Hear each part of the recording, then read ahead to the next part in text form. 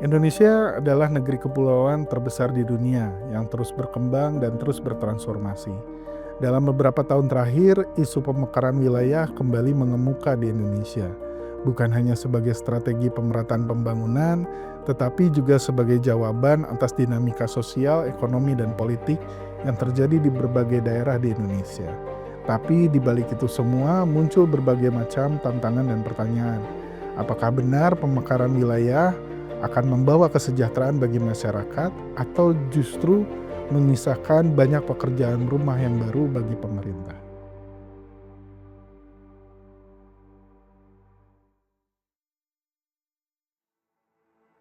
Nama saya Christian Widya Wicaksono. Saya adalah salah seorang dosen di program studi Sarjana Administrasi Publik Universitas Katolik Parahyangan. Tujuan dari pemekaran wilayah adalah yang pertama meningkatkan pemerataan pembangunan antar wilayah melalui otonomi daerah yang lebih dekat dengan masyarakat. Artinya di sini kita ingin memperpendek rentang kendali dari pemerintah agar mempercepat pelayanan publik bisa dirasakan secara langsung oleh masyarakat. Kemudian tujuan lainnya adalah mengoptimalkan pemanfaatan potensi daerah yang selama ini kurang tergarap oleh pemerintah daerah sebelumnya karena terlalu luasnya wilayah yang harus dikelola. Sehingga dengan pemekaran wilayah, pemerintah daerah yang baru bisa lebih dekat dengan sumber-sumber potensi tersebut sehingga kemudian pengelolaannya jauh menjadi lebih baik.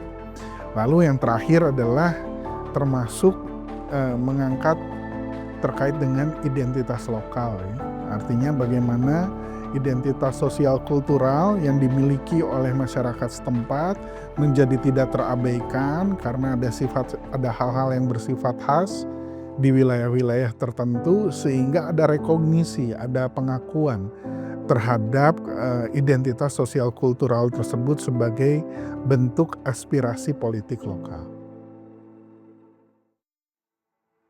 Dasar hukum dari penyelenggaraan atau pemekaran wilayah ini adalah yang pertama, tentunya kita harus merujuk pada undang-undang yang mengatur tentang pemerintahan daerah. Di mana undang-undang ini sudah mengalami setelah reformasi itu mengalami 3 kali revisi. Di Undang-Undang Nomor 23 Tahun 2014 tentang pemerintahan daerah, khususnya di pasal 60 sampai dengan 64, di pasal tersebut mengatur kerangka umum persyaratan mekanisme dan azas pemekaran daerah. Yang kedua adalah peraturan pemerintah nomor 78 tahun 2007 yang sekarang sudah direvisi menjadi peraturan pemerintah nomor 2 tahun 2018 tentang tata cara pembentukan, penghapusan, dan penggabungan daerah yang merinci kriteria administratif, teknis, dan kewilayahan. Tentunya ketika terjadi pemekaran wilayah, itu terjadi penentuan batas-batas wilayah yang akan menjadi wilayah daerah otonom yang baru. Ya, seperti misalnya saya ambil contoh kasus yang terjadi di Provinsi Jawa Barat, yaitu pemekaran Kabupaten Bandung Barat. Sebelumnya kawasan Kabupaten Bandung Barat ini adalah kawasan yang ada di dalam pengelolaan administrasi dari Kabupaten Bandung. Sehingga sudah pasti pada saat kita melakukan pemekaran wilayah gitu ya, pembentukan daerah otonom baru, maka ada wilayah yang sebelumnya menjadi daerah induk itu diambil menjadi daerah otonom baru. Jadi ini konsekuensi yang menurut saya adalah konsekuensi yang wajar. Hanya saja yang harus diperhatikan dari awal adalah pada saat kita merumuskan daerah otonom baru beserta dengan batas-batas wilayahnya, ini harus ditentukan secara administrasi dan secara hukum. Sehingga batas-batas wilayah ini sudah disepakati secara jelas.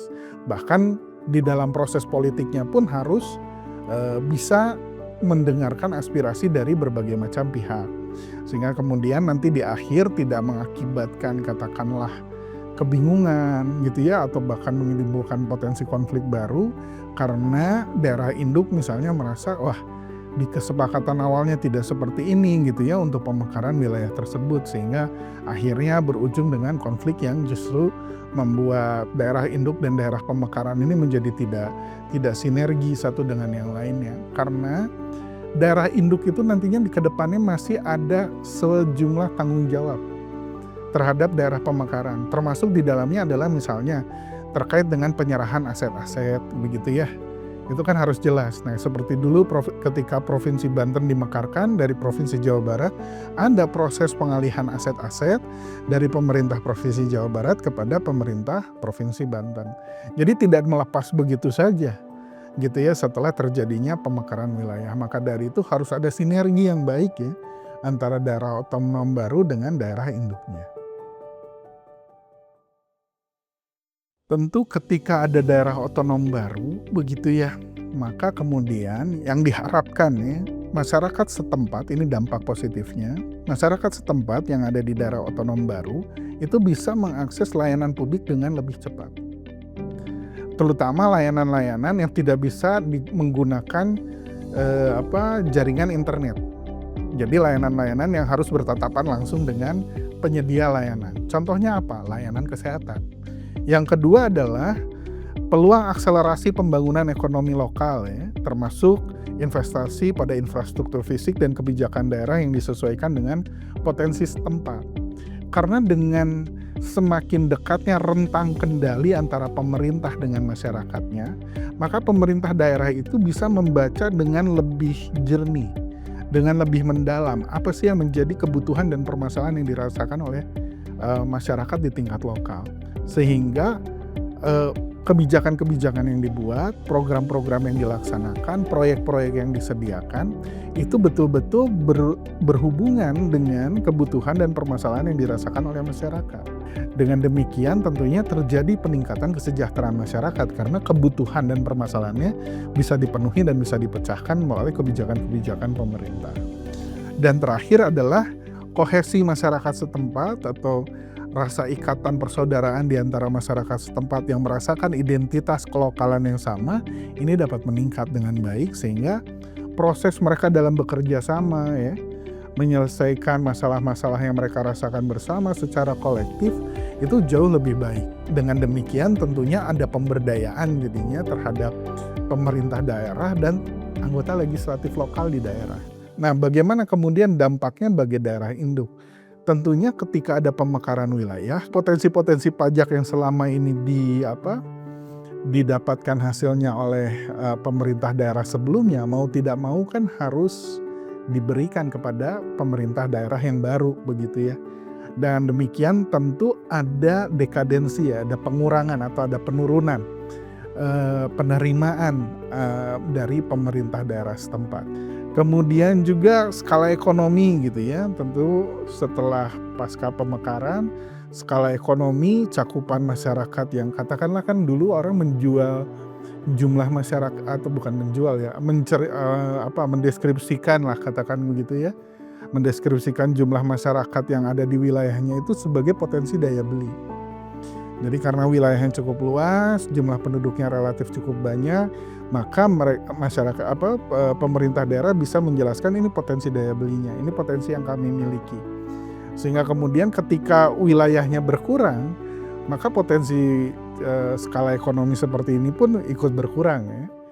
Yang tentunya berdampak ya terhadap bagaimana perhitungan-perhitungan misalnya prediksi inflasi, deflasi dan lain sebagainya.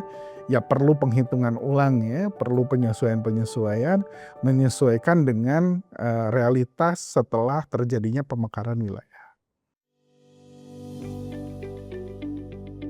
Yang pertama adalah tahapan dari pemekaran wilayah ini harus ada usulan dulu. Biasanya usulan ini inisiatifnya dari komunitas masyarakat di wilayah tertentu yang wilayahnya akan dimekarkan.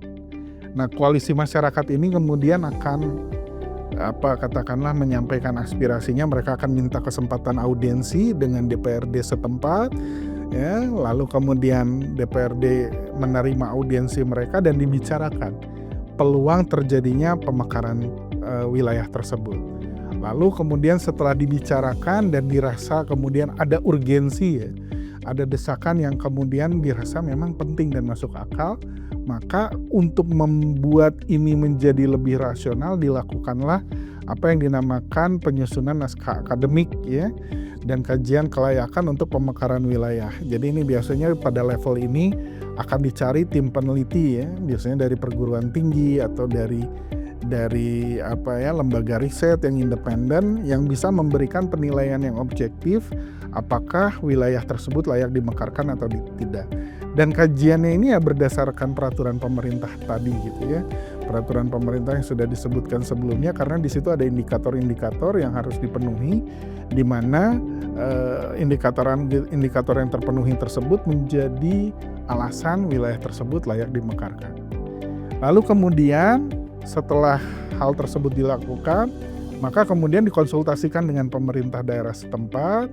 Dan karena pemerintah daerah setempat tentunya pada saat usulan diterima, pemerintah daerah setempat adalah daerah induk, yang artinya akan mendiskusikan apakah wilayah yang dikelolanya selama ini memang perlu dimekarkan atau tidak. Nanti mereka akan menjelaskan, oh mungkin ya betul ini menjadi beban, kendala, kami tidak bisa memberikan layanan yang optimal, misalnya seperti itu ya.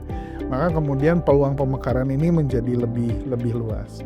Nah kemudian setelah hasil kajian ini disampaikan kepada kepala daerah dan mendapatkan persetujuan dari kepala daerah bersama dengan DPRD, maka kemudian dilakukan verifikasi teknis dan administratif ya. Dan ini dilakukan bersama dengan Kementerian Dalam Negeri ya, untuk memeriksa syarat administratif, teknis, visi, kemampuan fiskal dan sarana pemerintahan yang kemudian yang akan diusulkan ya pada daerah otonom yang baru. Baru kemudian dibahaslah di tingkat DPR RI dan DPD RI.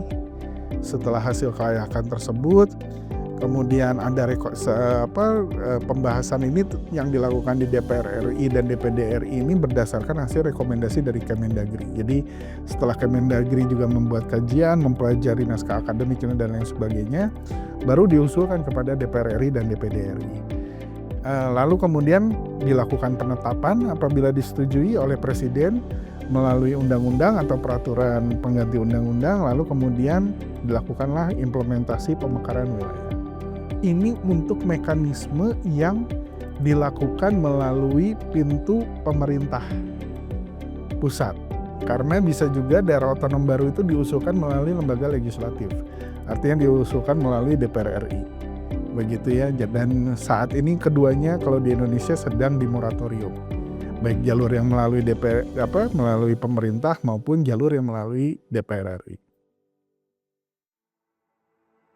Yang pertama adalah konsekuensi dari munculnya daerah otonom baru itu artinya kita harus mempersiapkan pendampingan untuk daerah otonom yang baru. Memang di peraturan pemerintah yang baru ada istilah penghapusan daerah otonom dan digabungkan ke wilayah sebelumnya. Cuman hal ini hampir jarang terjadi. Yang terjadi hampir selalu satu wilayah besar yang kemudian dimekarkan. Nah, oleh karenanya salah satu tantangan terbesarnya adalah bagaimana beban fiskal untuk memastikan daerah otonom baru ini bisa tumbuh dan berkembang. Dan ini tidak hanya menjadi beban dari pemerintah daerah, artinya daerah induknya, tetapi juga menjadi beban dari pemerintah pusat. Lalu kemudian juga ini yang salah satu jadi permasalahan adalah kesiapan dari sumber daya manusianya sendiri gitu ya. Apakah memang siap dengan wilayah yang baru, mampu nggak mengelolanya begitu ya. Karena tentu konsekuensi dari pemekaran wilayah, kita akan membangun infrastruktur gitu ya, seperti gedung pemerintahan, gedung legislatif gitu ya.